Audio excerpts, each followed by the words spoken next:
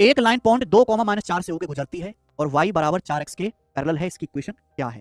देखो अगर कोई लाइन इसके पैरेलल है तो स्लोप सेम होगा, यानी कि केवल कांस्टेंट बदलेगा, बाकी सब सेम रहेगा, है ना?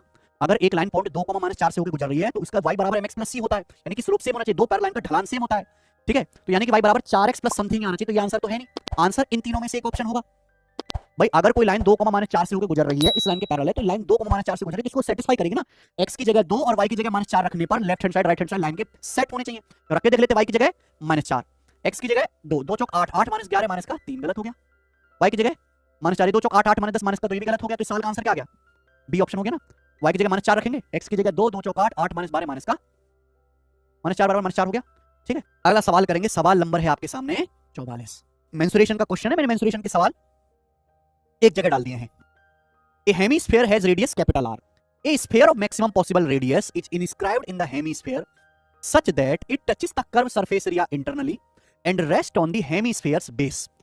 Find the ratio of their surface area. उनके surface area का रेशियो क्या है?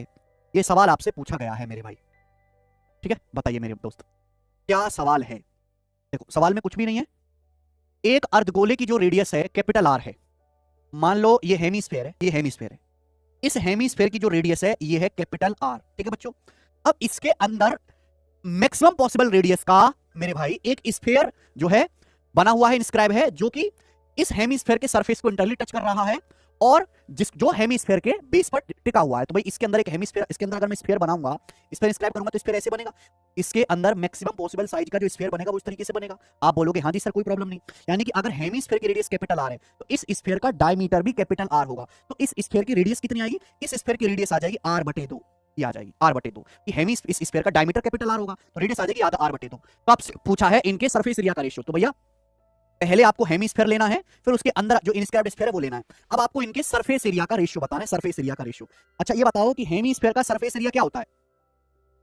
हेमीस्फीयर का सरफेस एरिया क्या होता है? 3 पाई कैपिटल आर स्क्वायर, ये हेमीस्फीयर के सरफेस एरिया का फॉर्मूला है।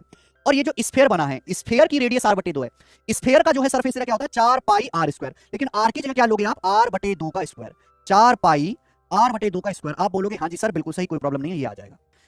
ध्यान देने वाली बात यह है कि यहां से पाई आर स्क्वायर, ये पाई आर स्क्वायर कट जाएगा, 2 का स्क्वायर 4 से 4 भी कट जाएगा, यानी कि रेशियो आएगा 3:1, तो रेशियो 3:1 आएगा और ये सवाल का आंसर भी होगा ऑप्शन नंबर यहां से ए करेक्ट है, ठीक है? कोई प्रॉब्लम नहीं। देखो कितना सरल सा सवाल था, ज्यादा दिमाग भी नहीं लगाना है। सवाल नंबर आप देखोगे 45, ये बताइए